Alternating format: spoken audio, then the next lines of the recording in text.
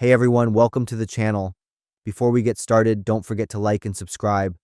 Also, drop a comment letting us know where you're watching from and what time it is there. That way, YouTube will keep showing you more stories like this. Now, let's begin. My name's Karen, and I'm a senior studying sociology. After school, I usually babysit to help cover my living expenses. Mary, a single mom, hired me and paid pretty well. Her place is a cozy two-story house out in the Boston suburbs. Inside, it's got that warm, homey vibe, family pictures on the walls, little toys scattered all over the living room, and a faint smell of oak from the fireplace. Ellie, 5 years old with blonde hair and bright blue eyes, was zipping around the room, her giggles making the freezing winter outside feel far away. At 10, I told Ellie a bedtime story before she drifted off. Her mom, Mary, got home right on time, like always. She gave me a kind smile, said thanks, and waved as I headed out. Back at my apartment, I suddenly realized I had left my textbook on Mary's couch. With a big paper due soon, I couldn't just leave it behind, so I decided to go back, even though it was already pretty late. The street looked totally different at that moment. It was dead quiet. The streetlights flickered on and off, and the tree shadows swayed in the dim glow, making everything feel even creepier. I stopped in front of the Parkers' house. The lights were off inside, except for a faint glow from a nightlight upstairs. As soon as I stepped in, I knew something was off. The air felt colder than usual, heavy and still, so quiet I could hear my own footsteps on the wooden floor. Near the door, melted snow and muddy footprints were smeared across the carpet, probably from Mary's boots.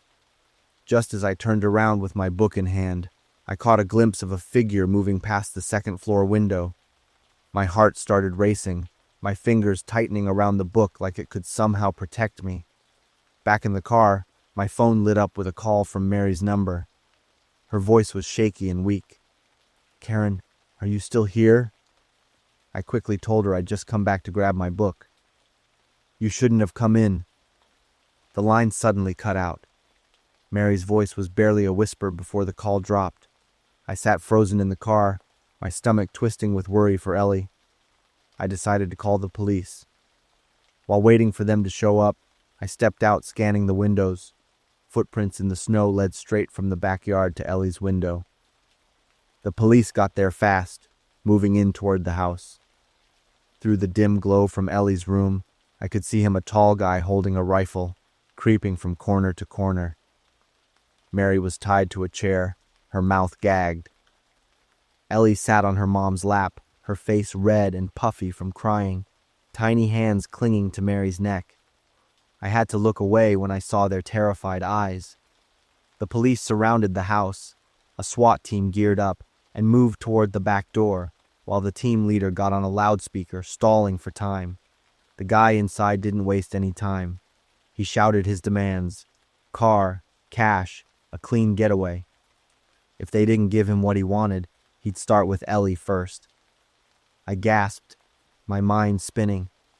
My heart nearly stopped when I saw him yank Ellie away from Mary, the gun aimed right at her. Inside, Mary was signaling with her hands. The guy wasn't paying attention then. Out of nowhere, Mary launched herself forward, shoving the chair at him. It wasn't a hard shove, but it was enough to throw him off balance. He spun around, gun now pointed straight at Mary. A loud bang, a flash of light.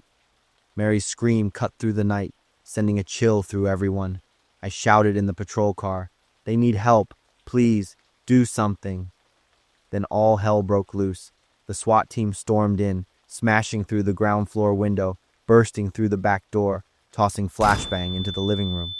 Gunshots rang out, screams, Ellie's wails cutting through the chaos. The guy stumbled through the smoke, clutching Ellie tight, yanking her in front of him like a human shield.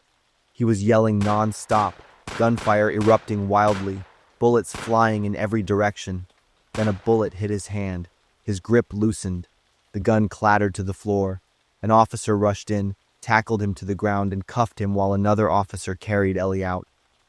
I ran over, nearly tripping as I grabbed Ellie and pulled her into my arms. She was sobbing, her little cries cutting through the silence now that everything was over. At the police station, I sat next to Mary while they patched her up before taking her to the hospital. Ellie wouldn't let go of me, clinging to my arm, still crying. The guy didn't look scared at all. If anything, his expression sent a chill down my spine. He smirked, eyes full of mockery as he stared at Mary and her mom through the glass partition. After hours of questioning and investigation, the truth finally came out. Turns out, he used to work for the company that maintained the Parkers family security system. He'd been watching them for months. That wasn't his first time pulling off a robbery like this. He even admitted he regretted not being more careful, said he should have taken me too. Mary's call was him forcing her to stage a fake scene, hoping it'd keep her and Ellie safe. A chill ran down my spine when I realized just how close I'd been to pure evil. What if I hadn't come back that night? Mary had to have surgery and would need weeks to recover. I stayed at the Parkers' house to help take care of Ellie, but things weren't the same anymore. Ellie jumped at every loud noise. Every night she needed me or Mary beside her just to fall asleep. I couldn't shake the memories either.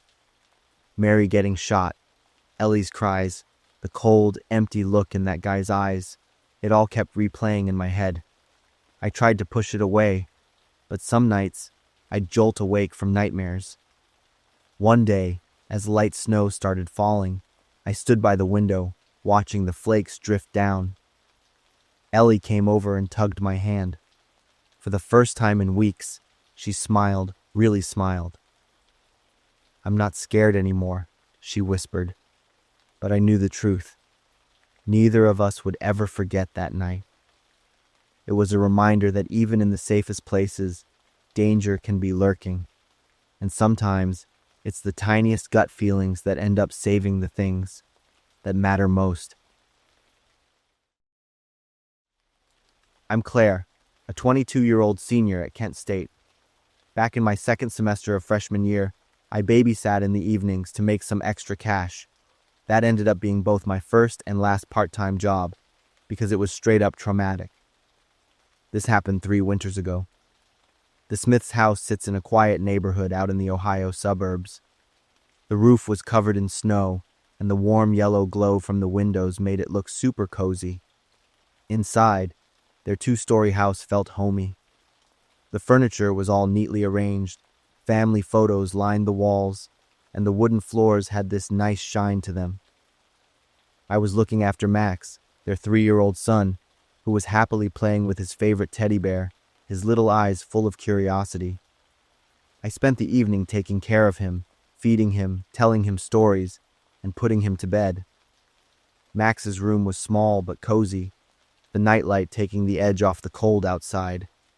As he drifted off, clutching his teddy bear, I checked the baby monitor to make sure I had a clear view, then headed back to the living room. Curled up on the sofa with a book, I enjoyed the peaceful moment of a winter night. Around 1 a.m., I was startled by a rustling sound coming from the monitor. The noise was small but clear, like the sound of clothes rubbing together or someone moving in Max's room. As I stared at the screen, a chill ran down my spine. Max wasn't in his crib anymore. The boy stood in the middle of the room, his small frame motionless. His eyes were empty, devoid of emotion, staring directly at the camera as if he were watching me through the screen. My heart pounded. Max was only 3 years old. How could he climb out of the crib that high? I told myself it could be a device malfunction, but the image was too real to be just a technical issue. Grabbing the baby monitor, I headed upstairs. The wooden floor creaked under me, and with every step, the air felt colder. When I pushed open Max's door, I just stood there, stunned. He was still sound asleep in his crib. I glanced back at the monitor. Max's creepy, motionless figure was gone.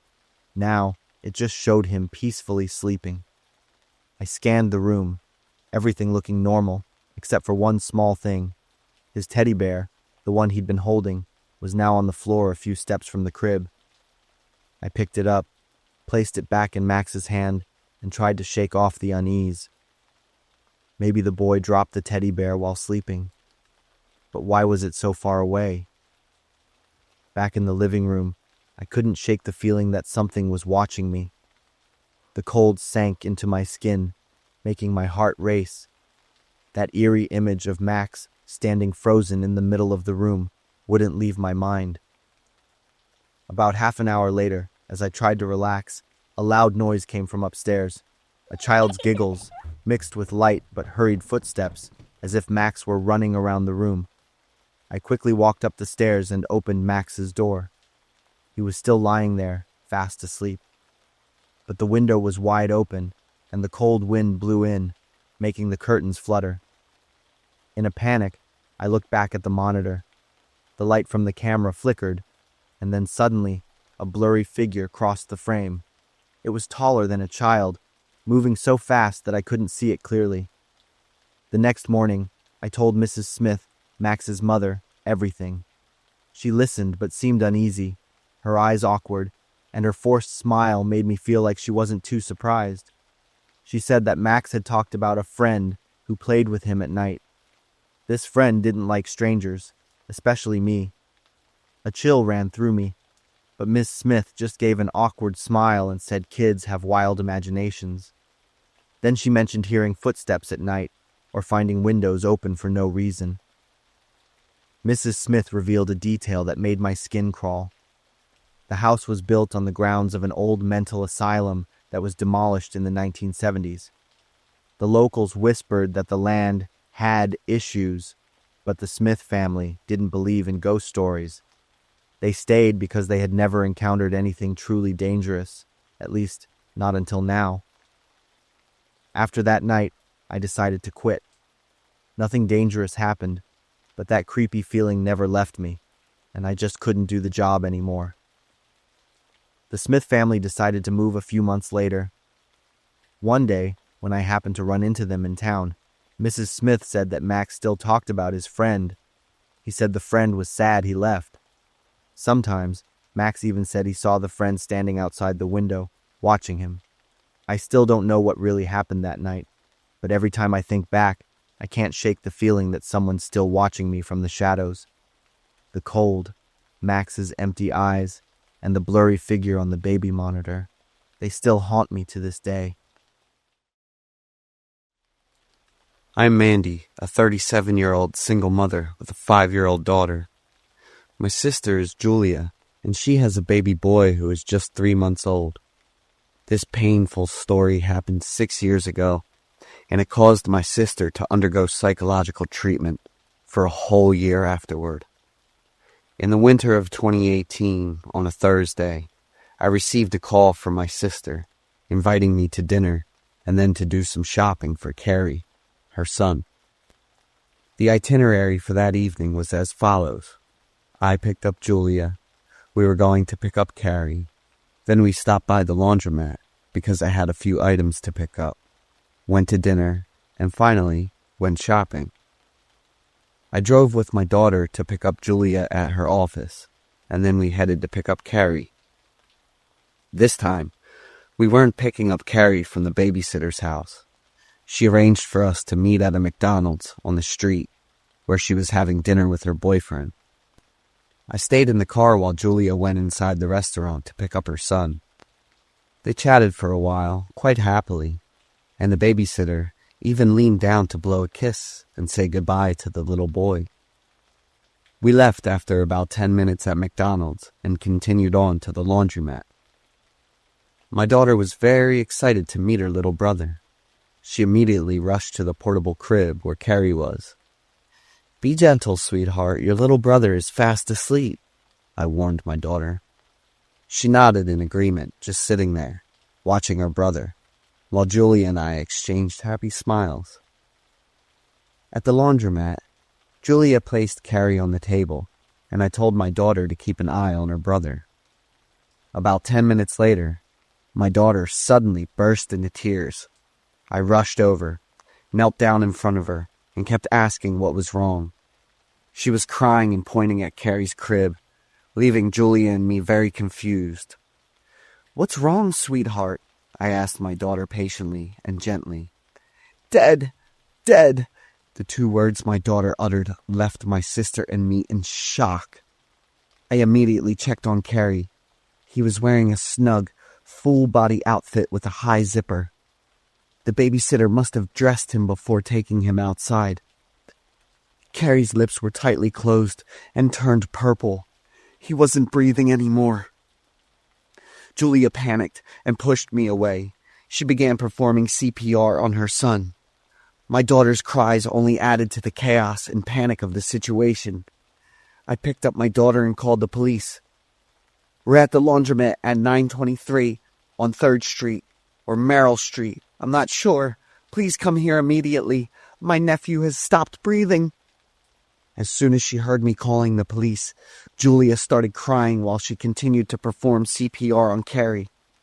Panicked, in pain, scared, desperate, mixed with a glimmer of hope. That's everything Julia had to endure all at once. I understood that feeling of a mother. Julia's crying grew louder, and her hand movements slowed, and she eventually collapsed. I set my daughter down and rushed to continue the CPR on Carrie. At that moment, I felt like I couldn't be strong anymore.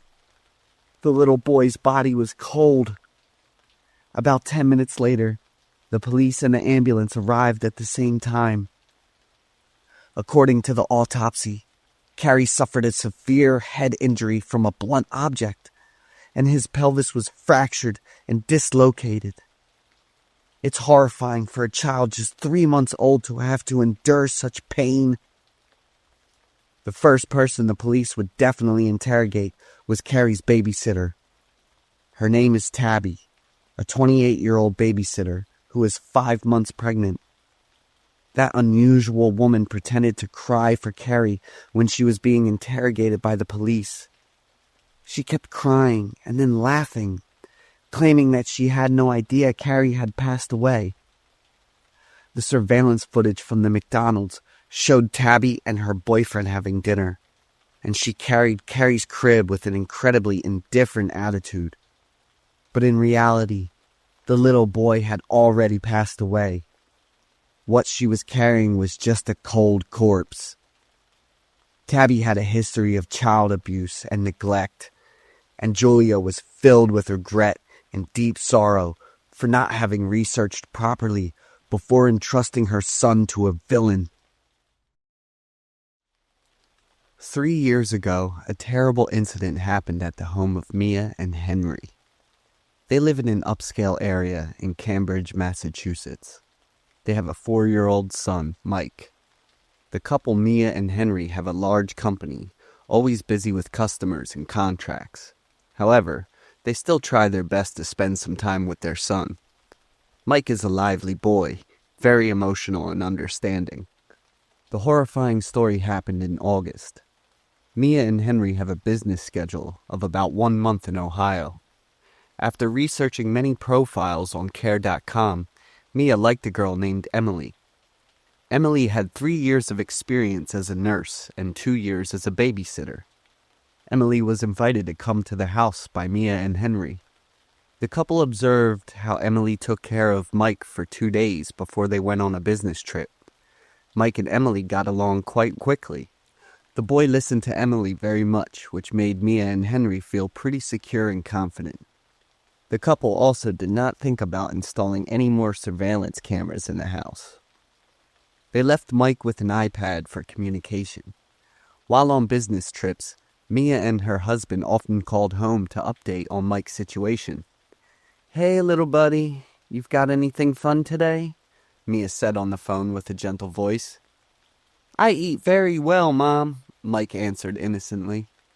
In the first days, Mike was very happy every time he received a phone call from his parents. The boy told his parents many things he did during the day with Miss Emily. Everything went normal until 1 week later.